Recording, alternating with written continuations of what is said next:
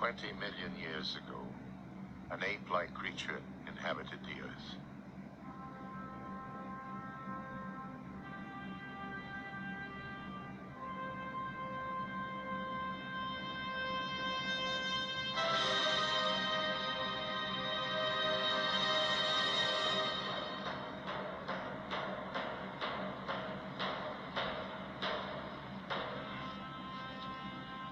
The ape stood and became man.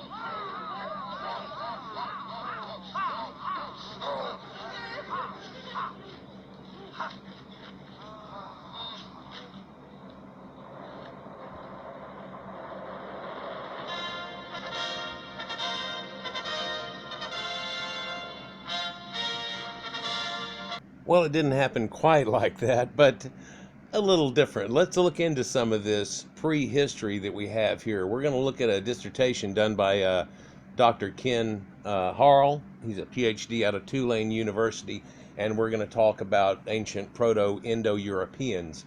There's a lot of things I could say right now. Let's just go. And to deal with the earliest steppe nomads we know of, and these are peoples dwelling on what we call the Pontic Caspian steppes, sometimes referred to as the South Russian steppes.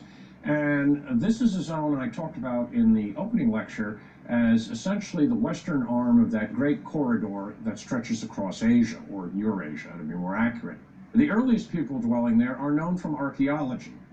We have no writing, and we depend on archaeology and linguistics to understand what actually happened on these steppes, why the horse was domesticated, and who these people were.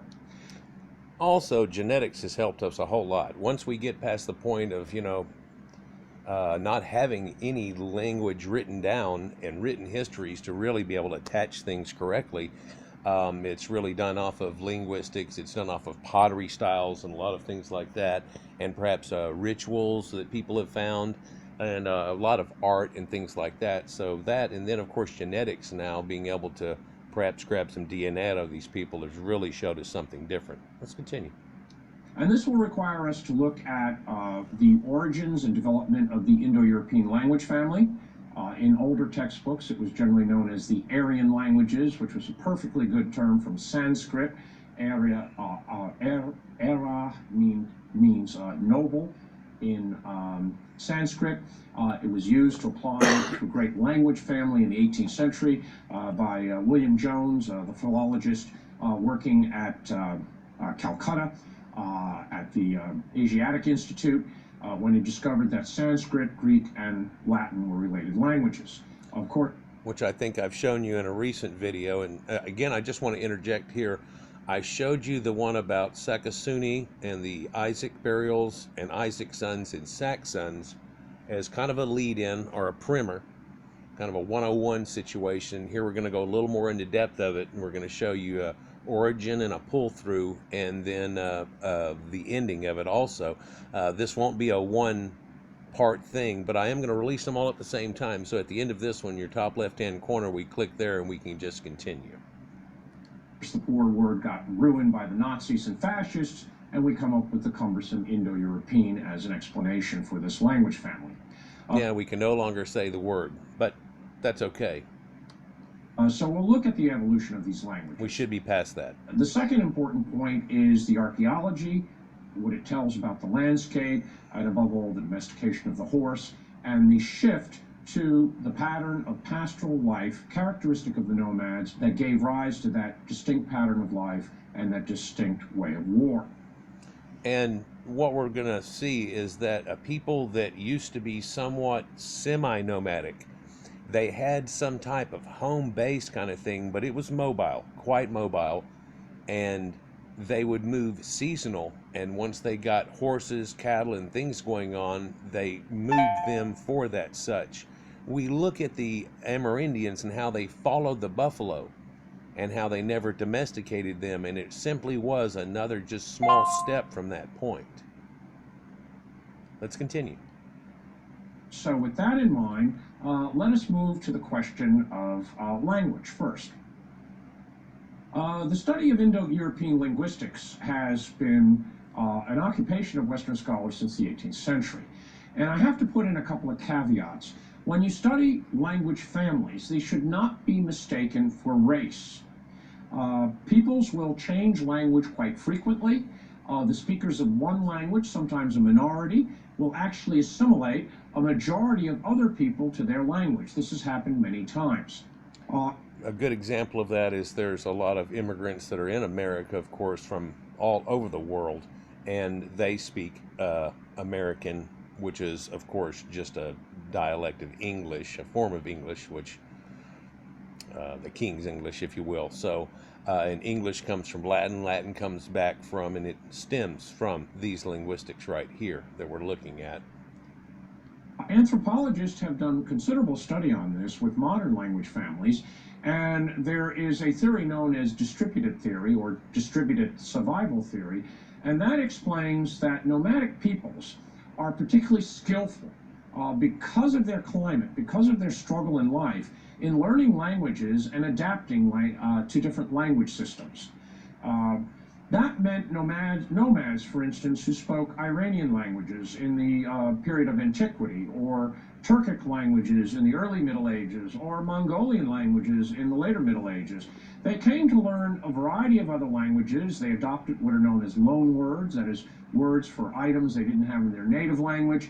And they also spread their language as a koine, as a means of communication across the steppes. And you will find... And you'll find that everybody has loan words in them.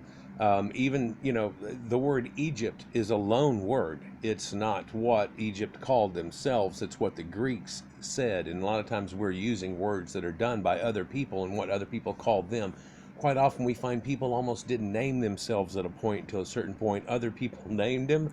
It's kind of an odd thing, but and they named them for different things, aspects of what they did, what was different about them, just coining different phrases, perhaps mainly where they lived. Before that, it seemed to be named after mountains and where they were. But you get these loan words in from things, and it's, you know, it's all over the place. Loan words we have now, you know, guacamole. Okay, well that's made from the avocados and all that, but it's not that's a Mexican word. We know what it is, we use it and stuff like that. That's probably a terrible example, but there's a lot of words that people in archaic times didn't have for words of things, one of which was for coins, and he used it right there, showing you kind of where that comes from in linguistics also. Coin, to coin a phrase, right? To coin a phrase, people think, what did you do, flip a coin at it? And that's not what that is at all. But let's continue. And in various occasions that the nomads will actually assimilate a larger settled population. One thing I did want to mention, I'm sorry, I don't want to tear this thing apart, is that what he's basically alluding to here is that people take over other people's languages, and you're finding that these people, at the earliest point we find their language, seems to be attached to these people that come in and out, and therefore that's what had brought them the linguistics. Also horsemanship, all these other things, and pretty much civilization to them. Although these people we're talking about aren't truly civilized in our current way of thought, they kind of made a yurt city. They kind of made nomadic cities where they can move, and of course you keep all your cattle there for a long time, they eat that place up. Now we need to move someplace. Well, we ride around on these horses all the time, it looks green as hell right down there, they move down there. They also develop a going south for the winter to follow these things, and fruits and foods and so on, and going back north. But maybe it's not that far, it all has to be just down into a valley, up more into the steppes and so on like that. Let's continue. This is a theme that will repeat itself throughout this course. We'll see that particularly with Turkish speakers.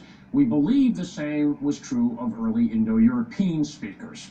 in the prehistoric age where we don't have written records and we depend on archaeology. It's shown because these people that before recorded time, where it had happened, and people have all these archaic belief systems too that go along and correlate with who had come to them and so on. And so we have that locked in. And then Herodotus and all these other guys that spoke of Aryans and how everybody in the area were named Aryans till they started to become named, many of which were named by Athenians or Grecians. He points out the Medes and the Persians in a conversation speaking about Egypt and the surrounding area, all that's there, and the Mitanni people and the Colchians, and he relates the Colchians, which are up above in the Caucasus Mountain area, to being actually the same people as Egyptians. And he says they have, curly hair and so on, and that's not really, I mean, everybody around here's got that. A lot of people do. A lot of people, farmers, have tans. That's not the thing. The difference is they make linen the exact same way. They also have the same type of circumcision and so on. So it's important to stress from the start that language is not necessarily race in any sense of the word.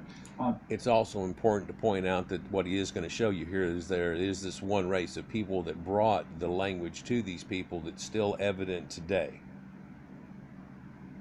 People speaking a particular language could be from a variety of ethnic and even racial backgrounds. The second important thing that we want to talk about the Indo-European language family is that these relationships have been established by scholars who've studied very carefully the grammar, the phonology, that is the sound systems of Indo-European languages, and they've come to the conclusion that at some point, about 5000 BC, there was a Proto-Indo-European language. PIE is how it's usually abbreviated in scholarly texts. This language is reconstructed. There's a lot of jokes in graduate school about it when you study it. For instance, there's probably a page of them, but since nowhere never really spoke Proto-Indo-European, it was essentially created by scholars. But there is belief that we have some idea of what the parent language was, the mother language of these numerous language families that will spread across much of Asia and Europe. And today, some 75% of the world's population speak as their first language or their main language of communication Indo-European language. And this is a difficult thing. Whenever you start to get into linguistics, you're going to see something like this. Once you go back to a certain level, you're going to be, if you go back in time in history, you get to a certain point, you get to this certain point, and it's going to show you all these different areas and people that had to do with each other, right? And where Phrygian, Thracian, Anatolian have to do each other. And then this group right here that's named for 100, it basically is center. It means 100, and the 100 languages come out of here that are from Rome, Spain, Portugal, Britain, Welsh, Irish, Gaelic, Yiddish, Low German, Dutch, Flemish, Frisian, English, Danish, Sweden. This sounds familiar to you, right? Norwegian, Icelandic, and the whole Norse idea, Germanic, and all of these. This all stems from this one language here. So this also shows you important ties. And this flailing picture right here kind of is pretty important. Let's keep looking. And that would include many of the languages of Western Europe, but also languages of India, Iran, and really some quite diverse languages that would not jump to mind immediately. These changes can be studied, and it's predictable how the daughter languages break away, how they evolve into independent languages mutually unintelligible to the mother language, and then later daughter languages that break away from that mother language PIE, Proto-Indo-European. So this shows a splitting or a diaspora of the language and a changing. And just like we have slang in North America, where up north you'll say things you don't down south. I'm real familiar with a lot of people from the UK and England, and people can talk to each other that are around London itself, around the major England area, and by just hearing somebody talk for a mere sentence or two, hearing the slight sound difference of the way they say things and certain words they choose, they know exactly where they come from pretty much. It's amazing, even though you think, it's like the New York metropolitan area, like somebody go, you're from Brooklyn. They can pick it out real quick. It's amazing. Let's continue. Based on the best analysis of the languages and the texts available to us, and again, we're looking at written texts that come a lot later than 5000 BC. The oldest written texts of an Indo-European language are the languages of the Hittite or the Anatolian language family. Those are represented in cuneiform tablets from the city of Hattushas in Asia Minor. Roughly, most of these texts date between 1650 and 1190 BC. Now, that also shows a connection to the Sumerians and the ancient cuneiform that only shows up in three areas, really.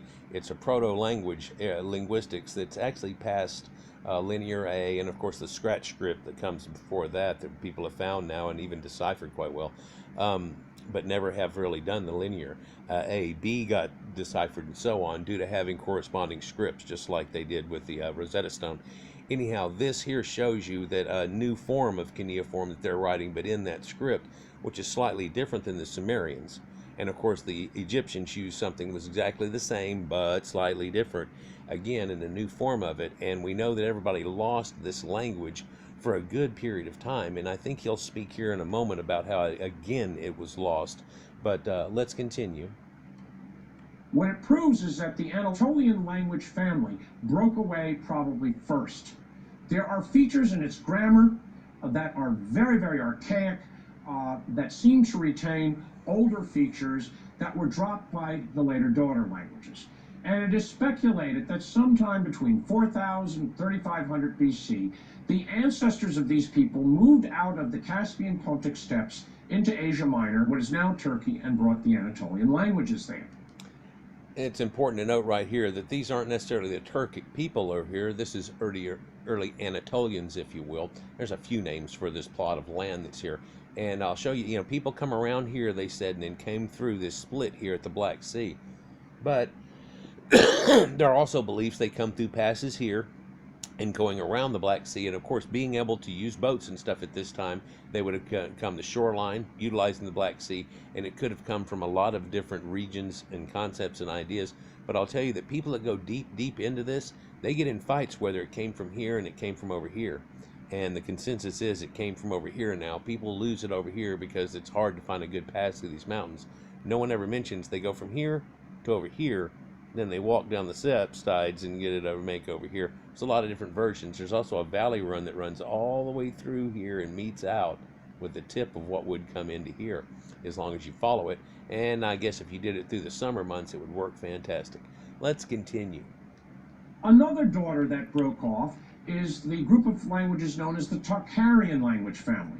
That was a bit later than the Anatolian. They didn't go west and south, they went east. They apparently peopled the Tarim Basin. That is the... And I've shown you the Tarim Basin mummies and things. Again, I hate to just keep cutting in. But what we're looking at here, now this is Egypt, and right here we're looking at the Tigris and Euphrates and how they run up, and you can see how they come and have a common spawn point in this area that we're running into here, which is not too far away. People come here, follow a river down, it's all through. It's all these great river valleys that they go to. These people went across a whole steppes area being nomadic, and this is where they find the Mustang horses out and the wild horses, much like what are up in Colorado and so on that are loose now that come from later. But the Tocharian Basin mummies and stuff, and they go much farther than this. He shows them hooking in, but they don't just get this one area. We'll continue. The basin that has been subject to intensive archaeological study, particularly by Victor Mayer and his team, working with Chinese scholars who've uncovered these remarkable mummies that show people who have a DNA and ancestry and physical look to the people of Western Europe. And the language that we later know there, the mummies date from anywhere from about 1000 BC to the 1st century AD. And goes a little earlier than that, and then they found some that are even earlier than that. And then I just showed you a video where they found ones that were even earlier than that. And then they say those first ones predate any of the Chinese civilizations they can find by almost 1,000 years. But they had brought it to them and towards the later point of what the timeline that man just showed. And the languages apparently spoken there were Indo-European languages going back to this early daughter language from Proto-Indo-European, and they're represented by Buddhist texts. Buddhist texts written from approximately the 7th through the 9th century AD. And in my Blue-Eyed God series, you got to see how Buddha is shown with blue eyes quite frequently, that he is even listed in a couple of scripts as being an Aryan. And of course, India has that in their background, and I'm sure he'll get to that. I hope this doesn't cut off too soon. When it does, top left-hand corner, guys. Continue. And again, they represent three different distinct versions of that language. So these are two early breaks, and probably breaks from that Pontic Caspian steppe region. The other breaks in Indo-European languages are later. This gives rise to a more familiar branch of families, the so-called Centum branch, the branch that broke off largely in Western Europe, Germanic. Yep, I'd spoken about this earlier, and Centum, I believe, even relates to the idea that this is 100 languages that came from one. Celtic, Italic, Greek, possibly Armenian, are all languages that come out of that branch. Then there's the so-called Satem branch. That would be the branch more easterly. The Baltic and Slavic languages represent a family. The Iranian.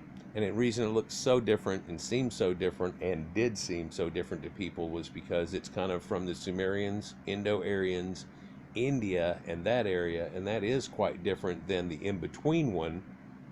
And so, and once people got deep into linguistics, they were like, oh no, some of these people are using the same words as I showed you on recent video and so on, and definitely same sounding words, changing D's and T's, you know?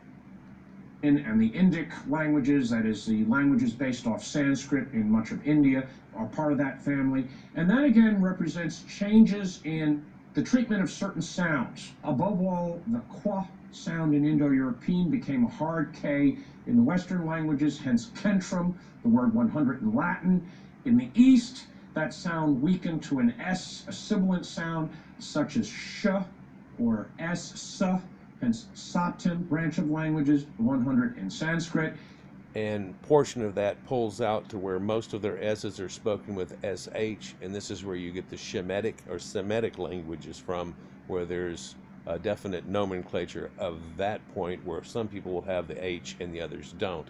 As in whenever it reaches into India, parts of that don't have the H consonant always, but sometimes they do. And therefore, there are other changes that fall with that pattern. So these languages become differentiated by about 2000 BC. The other significant point that comes out of the study of the Indo-European language family is not only the relationship of the languages, but the origins and homeland of the original speakers of Proto-Indo-European.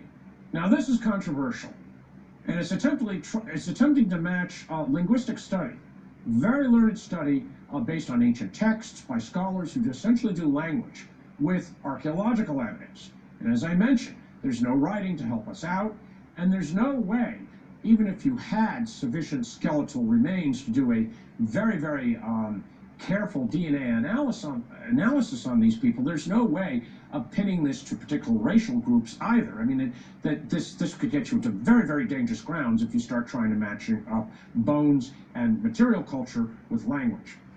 Not necessarily. Will it get you into dangerous grounds because, of course, political correctness now, and people can't refer to these things. And, of course, if we're talking about people named Aryans, that's just a no-go ever since World War II. Oh, it's just the worst thing in the world. And no one can ever get over it, I guess. Well, that swastika was used all the way back in primordial caveman times, found on mammoth bones scratched in, and by so many cultures that have no idea about what you're talking about, that it has no connection to the way people want to do it now. Sure, Hitler found a connection. Sure, Hitler's people found an ancient connection with ancient people that he's talking about right now. The man freaked out somewhat, sure, and he said that the Jews weren't the right people and all these type of things. And he may have been somewhat right about a lot of those issues, but yet now we have to politically correct, hide behind things like what he's trying to yammer through right now. Let's continue. Oops. But if you study the Indo-European languages and you look at the common cognates, cognate is a word that comes from a Latin word meaning cousins or related. The cognates in all these daughter languages show that the basic vocabulary for horses, for chariots, for wheels, a variety of different types of animals that would be associated with a steppe zone rather than a forest zone or a settled agricultural zone, indicates that these daughter languages, before they broke away, had a common vocabulary for these words, which then evolved into distinct versions of those original words as these groups broke off and settled in different areas. This would show you that common language that everybody had at one time, and at this point, the way they're going to show you this is that somehow it was cut off here, and they're not going to show it attaching to here, especially right here where the Tower of Babel is at. But this is a connection. This is a connection. And India is a connection too. At this time, yeah, these people are all connected. Way before any Silk Roads or anything, we've proved that multiple times. And you look at river valleys and where they run, and where people would run up and down, and it just connects to the next one. And all these people, the Indus River Valley, the Nile, Mesopotamia, and so on, each one, Danube, Dnieper, Don, these are your Danites. What about Danzig itself? What about, there's a lot, there's too much attachments there. Let's continue. And that locates the region to the Caspian Pontic steppes. And archaeology tells us several important points that are undeniable facts. Around 6,500 to 5,000 BC, humans moved onto those steppes, and they shifted from hunting and fishing and gathering food to stock raising and seasonal patterns of nomadic life. Actually, a little bit different than that. Odd that I caught it so bright there. God, I hope everything isn't washing out in this. It was a dark video, so I've stepped it up just one gamma. Anyhow, the showing there too, that's right above the Caucasus Mountains in that area, and that's where everybody had apparently spread out from after this supposed flood situation where very few people lived from back in the day. And again, I've showed you in other videos where that original flood was from 10,500 BC and Göbekli Tepe and so on, and they legally during studies only give you those numbers there, but we know there's the other sites that are near Göbekli Tepe and the other sites that like Catalhoyuk and so on that show you that they weren't brand new at it whenever they were happening there, and that they were nomadic hunter-gatherers that started to settle down, and in settling down they started to make other ways of making yurt type settlements, which kind of is shown here with this earliest of a stonish type of settlement and so on, but still a nomadic hunter that would keep returning, kind of like your Wild West situation. But let's continue. By domesticating various animals, above all the horse. And the horse is that common word, along with wheeled vehicles, that ties those Indo-European languages together. And around 6,500 BC, the vast majority of horses to be domesticated are to be found on those steppes. There are very few horses surviving in the rest of Eurasia, in the rest of the old world, in fact. And the species had died out in North America. One estimate is 25%, other estimates are 50% of all horses or equines in the year 6500 BC were in that steppe zone. And other people have given estimates as high as 80%, and that there were only small pockets in other areas, like you would find the small pockets of horses that are up in the Mustangs of Colorado at this point, and that there were large horse breeds and huge, what you'd call huge herds of them that were together, that were all through this area that he's talking about that they had run through.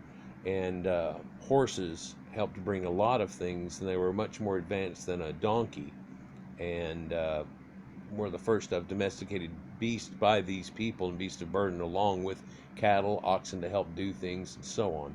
Therefore, it makes sense that the early Indo-Europeans saw this animal and found out how they could domesticate it and then eventually ride it. And initially, the thought is it was domesticated for winter food. You could slaughter horses in the winter. They can graze under the snow. They can get in under those grass roots. Remember, the grasses are a fantastic carpet over this.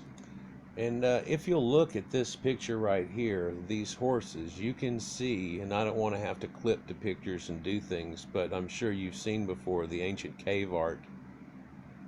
The ancient cave art that's a picture in time that looks so very much like this picture almost. You saw some people having a flair for being able to do so. And yeah, it's believed that instead of chasing them down, what you do is you grab a group of them and you keep them, and then you kill them off through the winters. Then somebody got smart enough to say, well, if we don't kill the females and we only do this, then they'll keep making them, and if we have a big enough area to move them around in to eat, then we never have to chase them again. You see. Now we got a McDonald's right there. And we grow all the other foods right there. So now hunter-gathering becomes, well, we gathered it and we put it here. Now we grow it here, see? Amazing, isn't it? Steppe area, the roots go very deep, they renew themselves, and even in the winter, if those horses can pull up the snow and get down there and feed on that grass, they will survive. Look how woolly these horses are. It also is a source of mare's milk. And I talked about how that fermented mare's milk was a very, very important commodity for all of these people, starting from the Scythians in the 6th century BC to the Mongolians, the Mongols of the Mongol Empire in the 13th century AD. Now, I wouldn't have to break in and show you weird things and stuff, but there is one ancient folklore tale where these people lived off of their horses. They, of course, took extra horses with them whenever they went, right?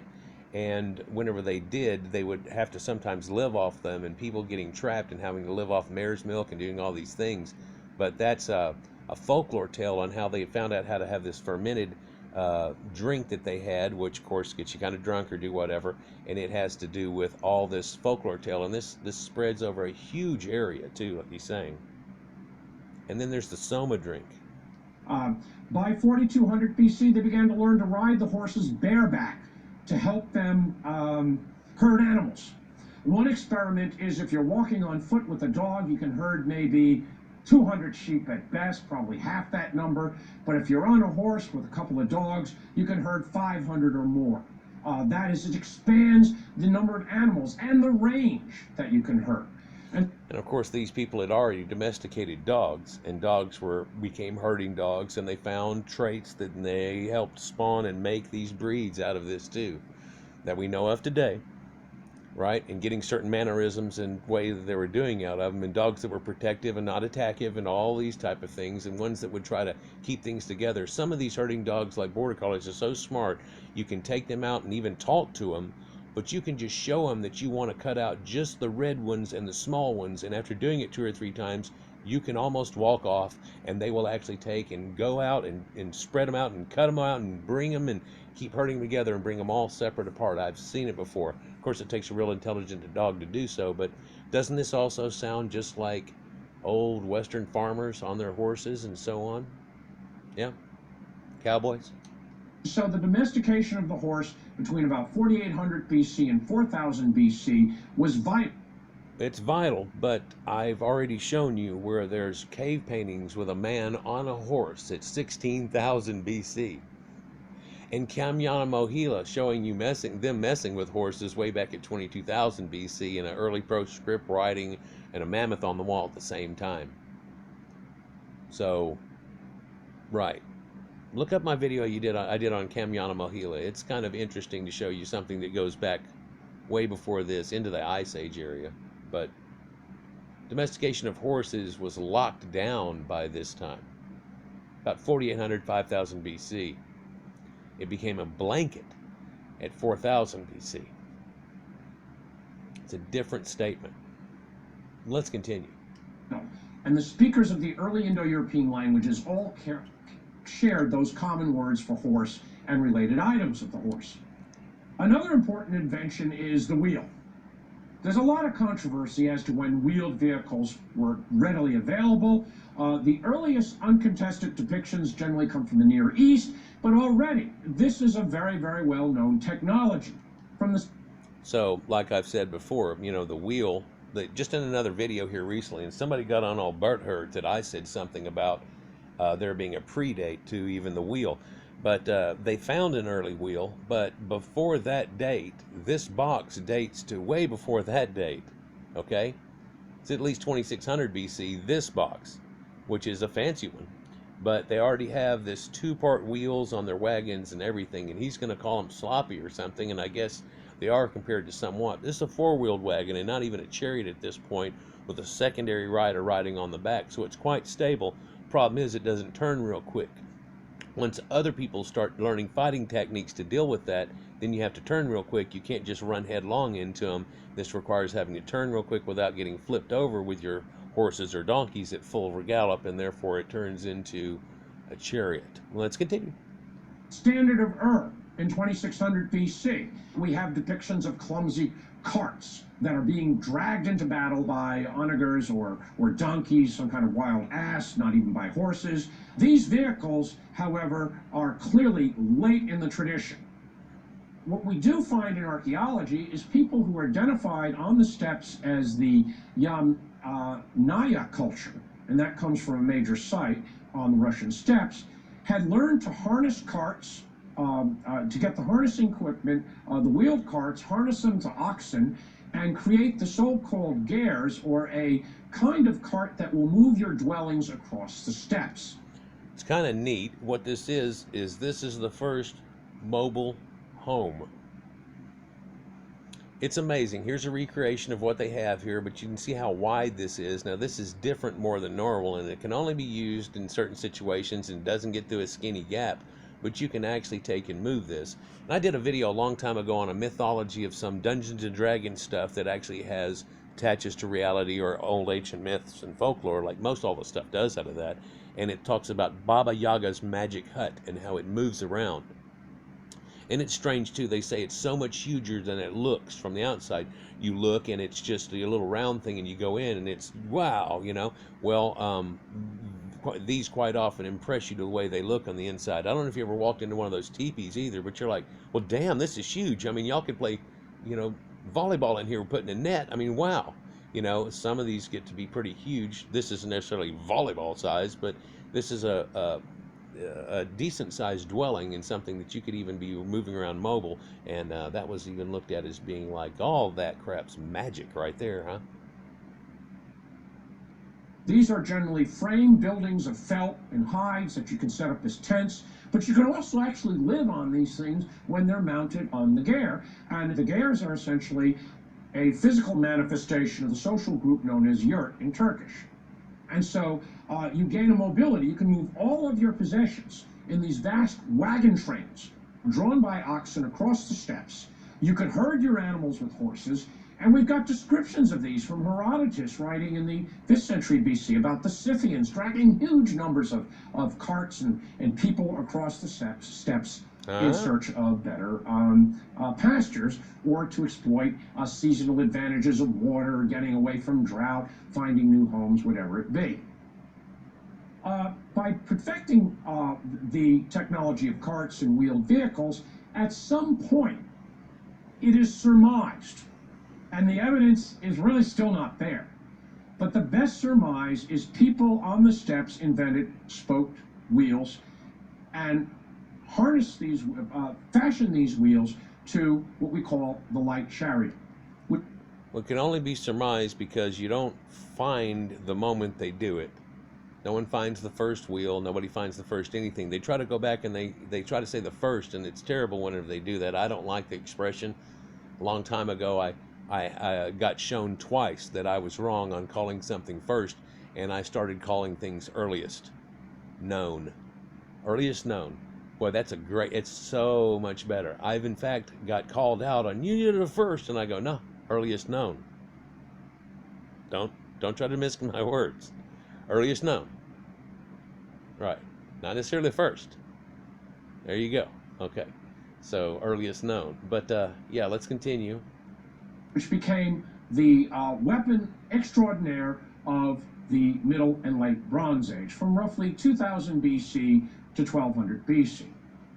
The vast majority of depictions of light chariots comes from the Middle East again. They come from historic periods. They come from New Kingdom Egypt, from the Hittite Empire.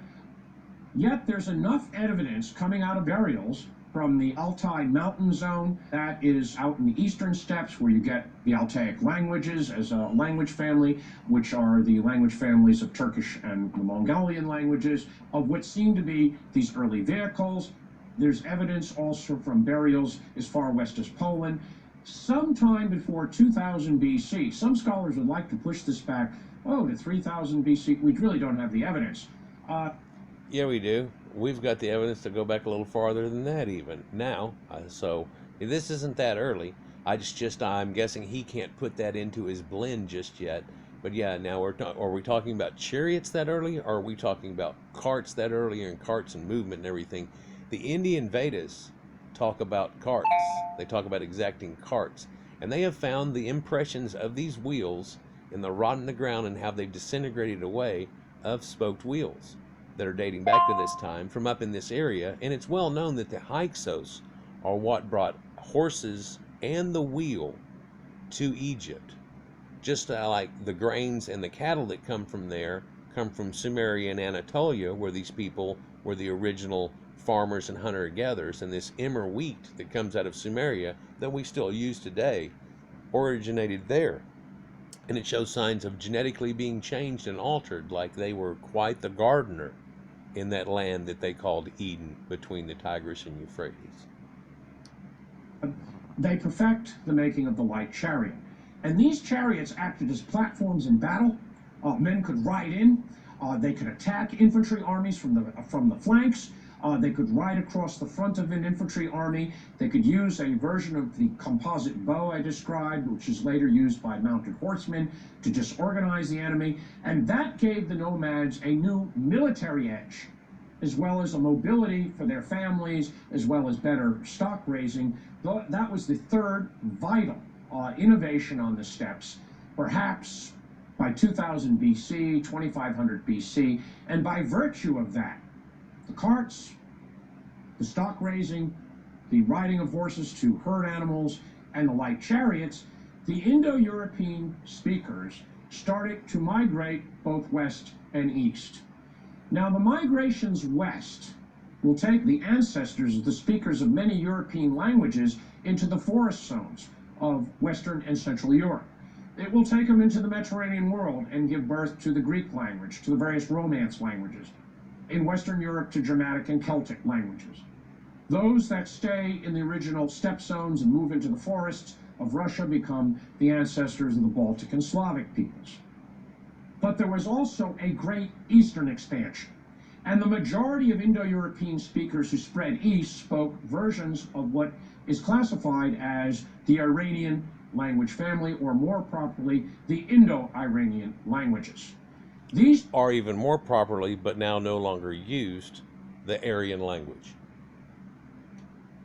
People migrated out of that original homeland on the western steppes of the great arm of Eurasia to steppe lands north of the Aral Sea, and then drifted down into Transoxiana, into regions called by the Greeks Bactria and Margiane. And in there, they settled and brought their distinct technology of chariots, the use of domesticated horses, and their language. And that complex in Transoxiana was the original homeland for the ancestors of what became the Iranian speakers and the speakers of Indic languages that gave rise to Sanskrit and eventually to the languages of modern India today, Hindi, Urdu, and what we know. And I think we're going to end this here. It's about to kick. And so the next part, which is already released, will be right up here. And I'll see if I can time it to where they can overlap to where we can just go to that one too. But it'll be up here in the top left-hand corner here. And we'll continue with part 2 showing you this. And then an ending part. I don't think we're going to take on his middle part of his dissertation here. Or his second part. We'll take the very end part and show you where it comes out to the other side. I don't want to bore my people to death, but I do want to try to clarify what we have been talking about and what we're going to lead into talking about here shortly, as I fidget and pop around like a popcorn on all other civilizations at the same time, like I do. Anyhow, like, share, and subscribe. Hit a like button before you leave this one. Click that one up in the top left-hand corner. Peace.